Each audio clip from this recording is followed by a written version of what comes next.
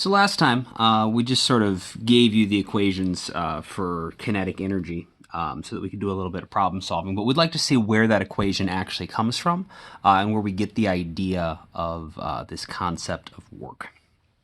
And so this actually comes from looking at what do we need to do in order to make something change its speed.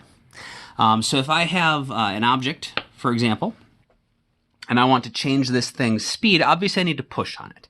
But if I push, for example, down on it, its speed doesn't change. No matter how hard I push down, because the table just winds up pushing back up, the object doesn't move at all and its speed doesn't change. And so it's not just enough to push on something in order to change its speed. I need to push on it in such a way where it is actually going to be displaced. And so if I push on this object like this, so that it's able to move, now if I'm pushing on it and while I'm applying that force, it is causing the object to be displaced, that is actually going to change its speed. And of course, the harder I push it, so if I push it gently, it just does that. If I push it hard, I can do that. So the more force I apply, the more I can get its speed to change. But also, if I'm applying a smaller force, I can get its speed to change more by just applying that force over a larger distance or over a larger displacement. So if I only push from here to here, we only change its speed a little bit. But if I push gently, but I push over a larger displacement, we can see that by the end, it's going significantly faster. So let's look at what's going on there in order to change something's speed.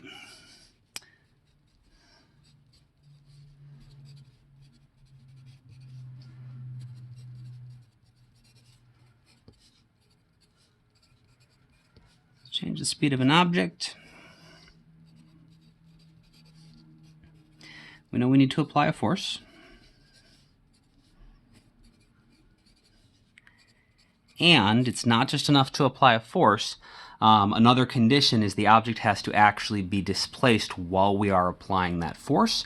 If some other force is preventing it from being displaced, then its speed is not going to change.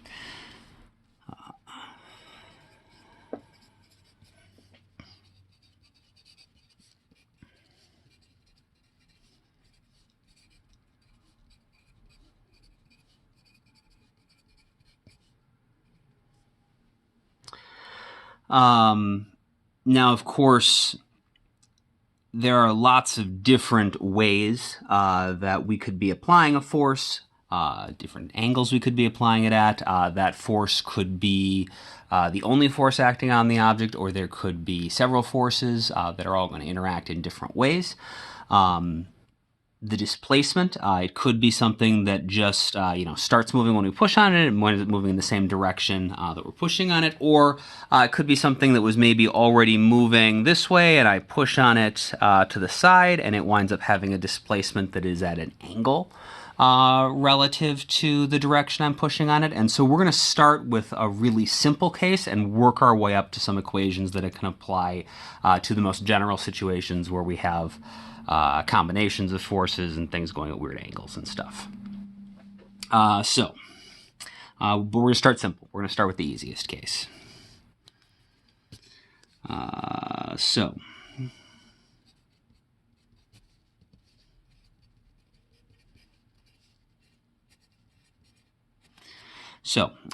simple case is going to be what if we are just pushing something over a frictionless surface in the same direction that it's already moving.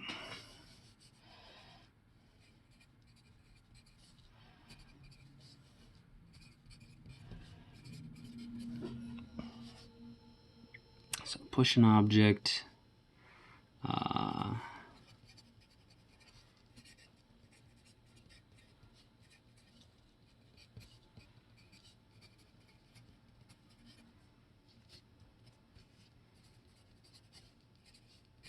For a frictionless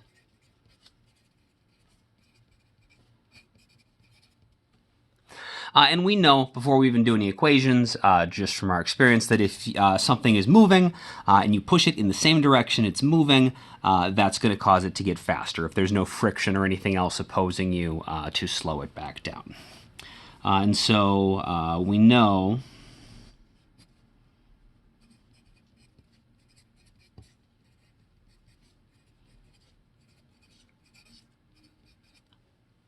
the object will speed. I don't know how I did that wrong. The object will speed up. So let's look at the equations that are actually involved there.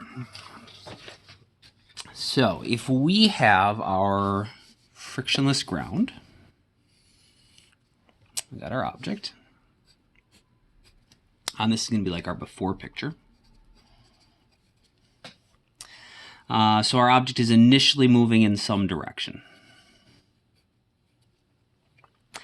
And then we are going to apply a force to it.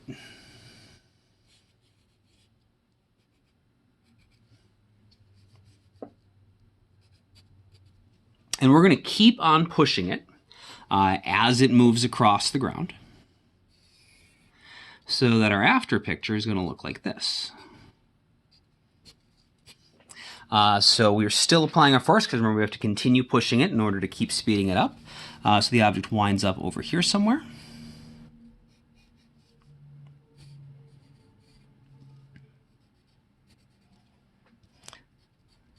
But by the time it's gotten over here, as we've pushed it continuously from here to here, it's going to be going significantly faster. And so our final speed is going to be larger than our initial speed. Our final velocity is going to be larger than our initial velocity. And this is going to, and exactly how much it's going to speed up is going to depend on two things. Three things, I guess. The mass of the object, what this force is, and also how long we were physically in contact with it. So how far it traveled, what our displacement was while we pushed on it. And so we can call this the displacement.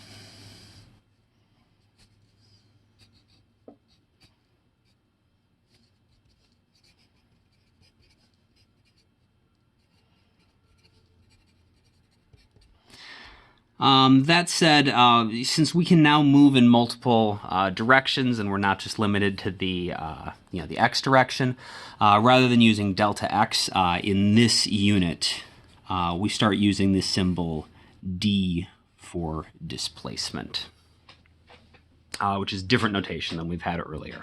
But we start using d to represent displacement, and then that could be in the x direction, the y direction, some combination or whatever. And so the thing that relates all of these, that lets us determine the final velocity is the kinematic equations. So if we look at the kinematics, we know we have some initial velocity. We know we have some final velocity. We know that we have displacement is d. First had our kinematic equations, we said delta x, but now we're going to use d as our symbol for displacement. Initial velocity is just v naught, final velocity is v. Our displacement is going to be d, and then we either need acceleration or time in order to be able to use a kinematic equation to describe what's going on. And since we have the force, we know acceleration is the net force over the mass. And in our situation, this super simple situation that we described, if the only thing we're doing is pushing this object over a frictionless surface, we don't need to worry about any forces opposing the force we're applying with. We're not pushing like down, so there's not going to be a normal force pushing back up on us. We're not pushing up, so we don't have to fight against gravity. There's not any friction, so we don't have to fight against this. So we don't have to fight against that. And so in this case,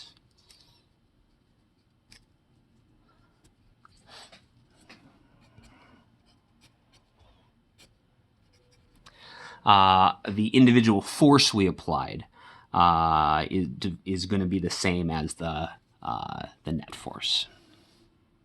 So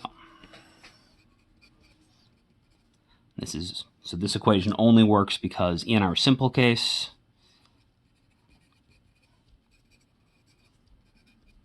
we set it up so that our force would be equal to the net force. Okay, so let's take a look at the kinematic equation that relates these things, these four things: initial velocity, final velocity, displacement, and acceleration.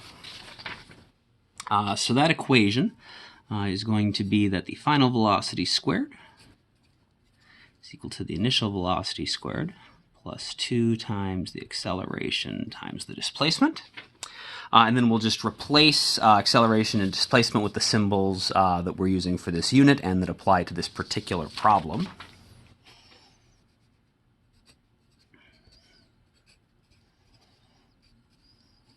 So the acceleration for this particular problem is the force over the mass of the object.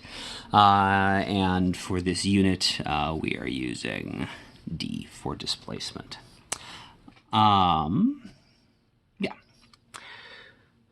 Okay, so what we would now like to do is rearrange our equation, and we're going to separate it so that on one side of the equation are the things that we control.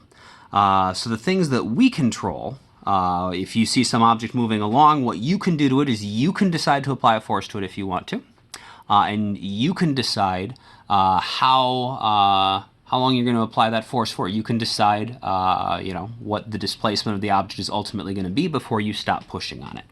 So it's going to be the force and the displacement. And then the things that we don't control as directly are the velocity of the object that is determined. That if we encounter some object that's already moving, that's predetermined. Its mass is predetermined, and its final velocity is just going to be based on. Is ultimately be based on a combination of that and the force and the displacement that we've chosen. So we're going to get our force and our displacement, the stuff we control on one side, everything else onto the other side. So we'll just distribute this through 2fd over m. And so we'll multiply m through. So we get mv squared equals mv naught squared plus 2fd. I just want to get down to just fd, and so we'll divide everything by 2. So those cancel out. So I'm going to rewrite this instead of mv squared over 2. I'm going to write that as 1/2 mv squared equals 1/2 mv naught squared plus the force times the displacement. And then we're going to rearrange this so that f and fd is just on one side. So one side of our equation only has the stuff we're controlling directly. And the equation we get is this. 1/2 mass times the final velocity squared minus, I guess, the speed squared, because we lose all our directional information when we square it. So 1/2 our mass times our speed squared minus 1/2 our mass times our initial speed squared winds up being equal to the force we applied times the displacement over which that force was applied.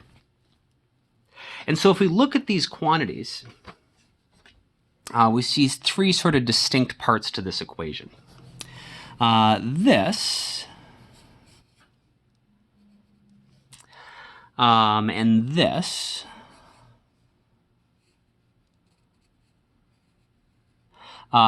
describe just basic sort of qualities of the object at the beginning and at the end. So this is the final speed, so this is the ending conditions of the object. This is the initial conditions of the object. So based on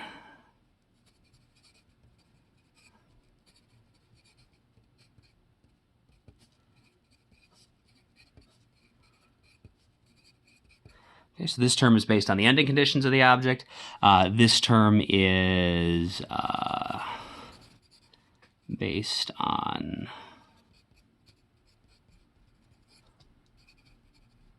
the starting conditions of the object.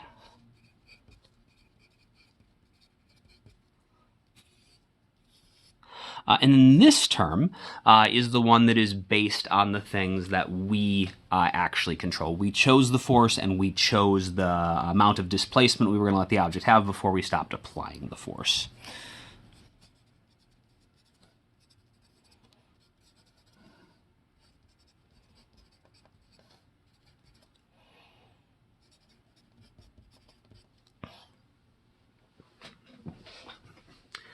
All right, and so what we wind up calling these relationships is this combination of things that describes the what was going on with the object, its conditions, what its mass was, how quickly it was moving. This is what we wind up calling the energy. And it's the energy associated with a moving object, because it's based on motion. And so we call this this is the ending condition, so this is going to be the ending or the final kinetic energy of the object. And this based on the starting conditions, all of that stuff that describes what the conditions of the object were at the beginning, that's our initial kinetic energy.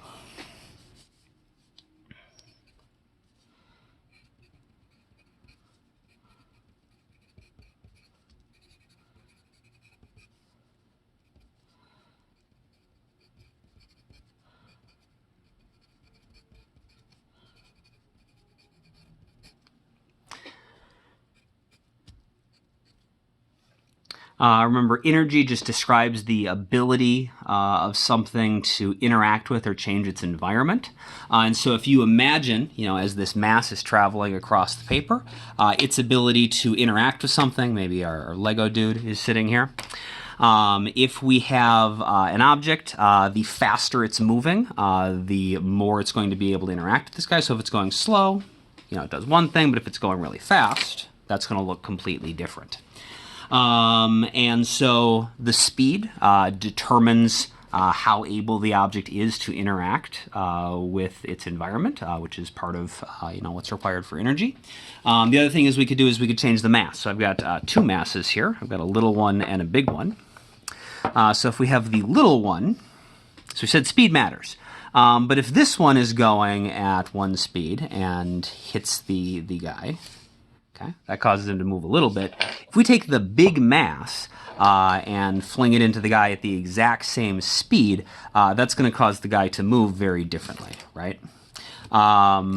Because it's not just about how fast the object is moving, but its mass also matters. And so both of those are factors that determine how much the object is going to be able to interact with or change its environment, which is why we can sort of conclude this term here is describing the motion energy associated with the object at the end, and this term is describing the motion energy at the beginning. So the kinetic energy or the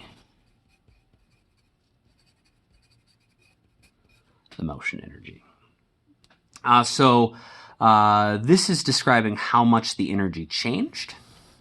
And then, so this is the final energy, the initial energy. So this, when we subtract them, tells us how much the energy changed. And we control how much the energy changed based on these factors. And so if this is final and initial kinetic energy, this is going to be equal to the change in the object's energy, and that is what we call work.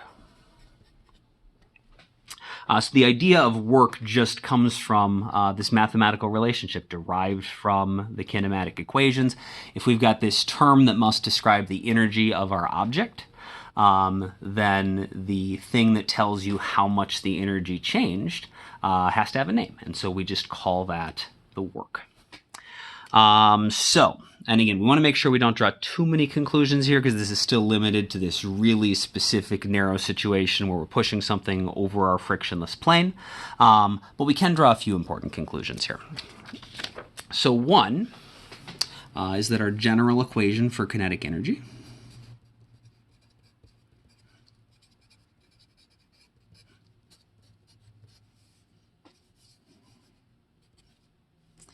has to be 1/2 times the mass times the speed of the object squared.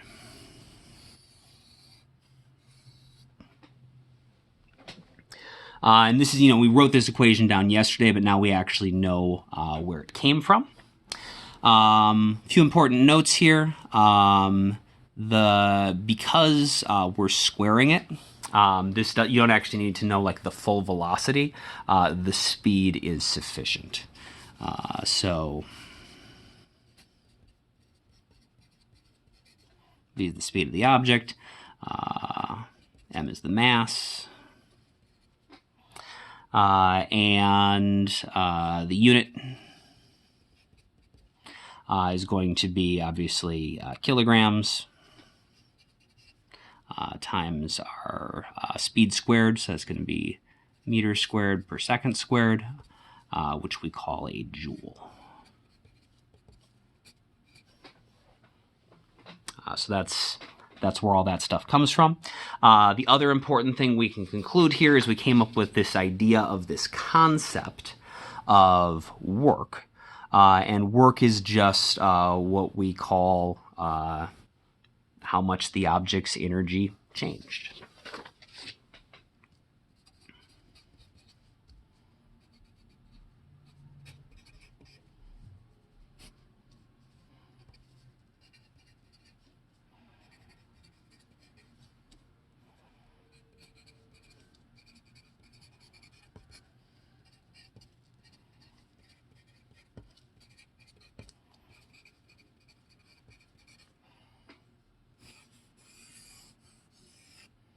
And since we measure energy in joules, the work has to also be measured in joules.